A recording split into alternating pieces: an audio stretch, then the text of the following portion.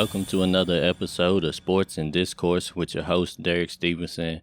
And real quickly, I just wanted to leave you guys with a couple of updates. I'm going to be out of town for a little bit.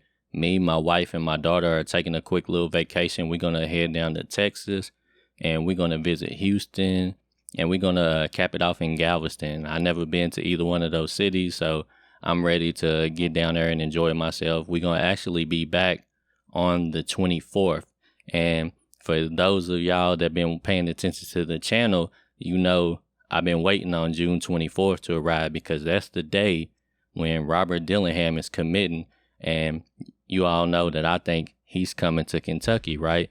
And that's going to be a great day for me. It's going to be the best way I can cap off my vacation with my wife and my daughter is to come home to Robert Dillingham announcing he is a Kentucky Wildcat, right? But anyways, the updates that I wanted to leave y'all with are, first I want to talk about former Louisville basketball player Montrezl Harrell, man.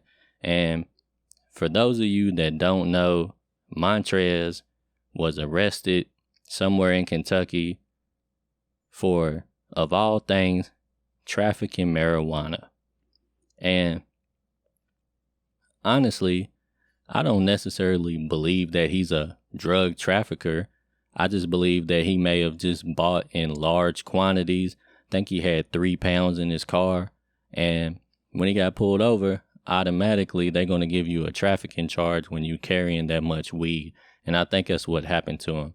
But the disappointing part is that somebody in his position would just risk his career or risk his future opportunities for just that much weed. Like, I feel like there should have been a way for him to figure out how to get what he needed without putting himself at risk, right? And surely you have somebody that could have arranged to get that for you without you just riding down the highway with 3 pounds of weed in your car, man. And hopefully, Montrez will get it straightened out. And even though he's a Louisville player, and usually I love to laugh at Louisville players whenever I get the chance, whenever I can take a shot or get a quick little jab in on the Louisville guys, I usually love to do that. But man, I hope, I hope Trez figures it out, and I hope he gets himself back on track and, finishes his NBA career, and hopefully he has, prosperous retirement, man. And maybe whenever he gets retired and gets fully settled, then he can get back to smoking his weed, man. But, I just hope that more people will start making better decisions and not jeopardize their futures or their careers, and just wait and try to do things more carefully and, have your priorities in order, I would say. I ain't going to judge them because I know a lot of people smoke weed. I myself don't do it personally. I work in transportation, so I can't smoke weed. And I know a lot of people do, but I just hate to see athletes, especially, in their careers, or cut themselves short or lose out on opportunities to make more money because of situations like this where they get caught up in some kind of drug situation. So hopefully Montrez will get himself together, man, and we won't have to worry about him. And I'll move on to the next updates. I want to talk about a couple of recruits before I get off here. And one of them is a 5-star center named Ugonna Kingsley, right? And the reason why I'm bringing him up is because I've been seeing some reports that he may reclassify. He's a 2023 5-star center, but he's thinking about reclassifying to 2022. And, I think there were some rumblings that he may be interested in Kentucky, right? And I know a lot of people were like, well, Kentucky's roster is kind of set already. It's almost to the point where I feel like Kentucky has too many players again, to where I'm kind of getting worried because I'm trying to figure out how is Calipari going to fit all these guys in, And I think because that was one of the things that he struggled with last season, was trying to work guys in. And we lost some players. We lost Allen, we lost Hopkins, different things like that because the guys just wasn't satisfied with the playing time that they were getting. And I was actually afraid that we were going to lose Collins. But Collins, really quickly, he decided that he's in it for the long haul. He stayed in, and he's committed to Kentucky. And I really hope that he gets his moment to shine this year. But the thing that could make this a good situation for Kingsley is technically, even though Kentucky's full at that spot, Kingsley is kind of being described as like a project player. He's very raw. I think if I'm correct, I think he's been playing most of his games in the African NBA League, I believe. And he's coming and he's ready to jump up into another class to try to just get some experience. Basically, the way they write in the story, it seems like he's trying to sort of do another Shaedon Sharpe situation, except for I don't think this kid could potentially pull the same move that Shaedon Sharpe did because I just don't think he's physically developed enough.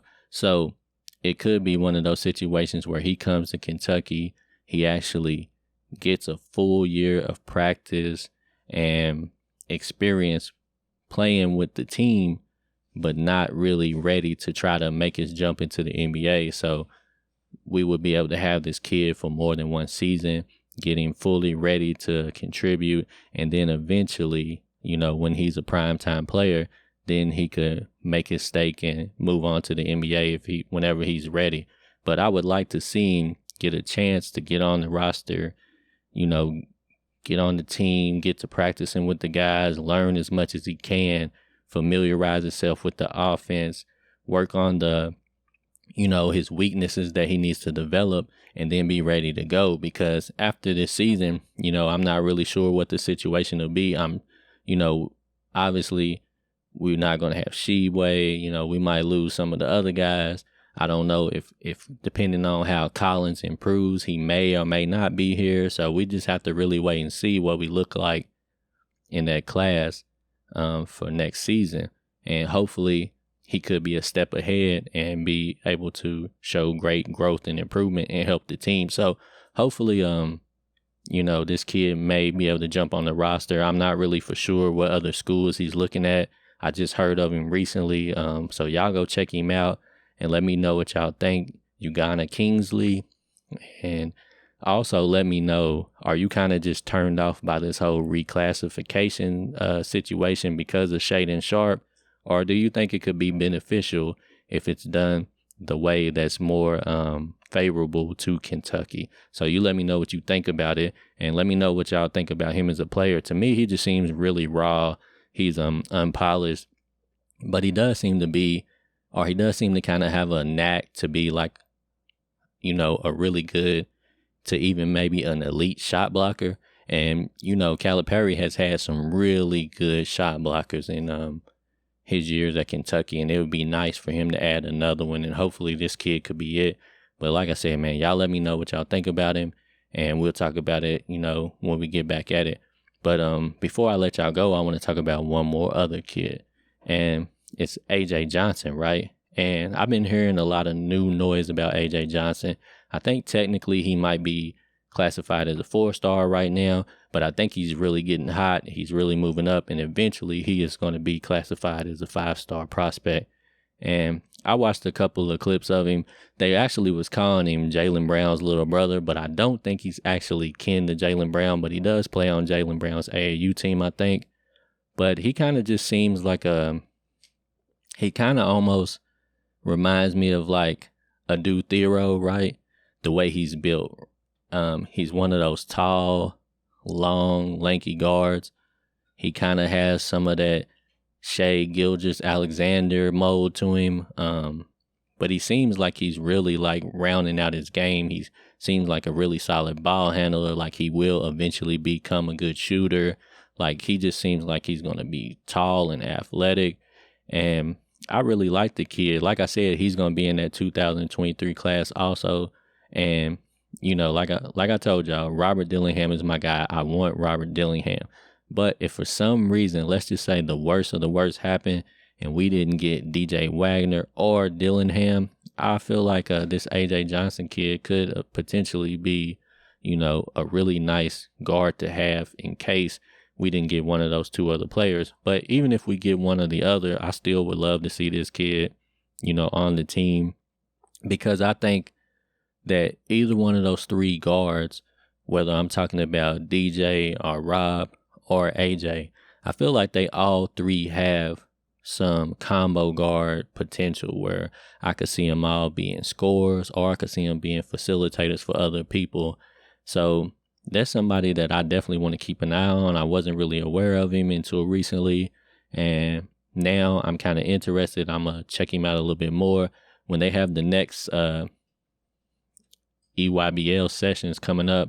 I think they're coming up in right after the 4th of July, maybe the next week or something like that. And I'm going to try to pay attention to, some of these guys that could potentially be coming to the class. At this point, I'll probably already know if we have Robert Dillingham or not. We'll probably already know what DJ Wagner's doing. So AJ could be one of those guys that I might have to check out. And also this Ugonna Kingsley. And, we'll get to see what's going on out there. But anyways, I'm not going to hold y'all any longer, man. I'm going to go and enjoy my vacation. And we're going to talk about it. We're going to get back at it when I get back in town on June the 24th. We're going to celebrate Robert Dillingham committing to Kentucky together. And anyways, y'all let me know if y'all heard anything, if y'all know of anything that I don't know of, y'all let me know in the comment section. Let me know what you think about some of these kids that I've been mentioning and who y'all want on the team. Like I said, y'all let me know what y'all feel about this reclassification situation. And we'll get back at it next time. Sports and Discourse with Derek Stevenson.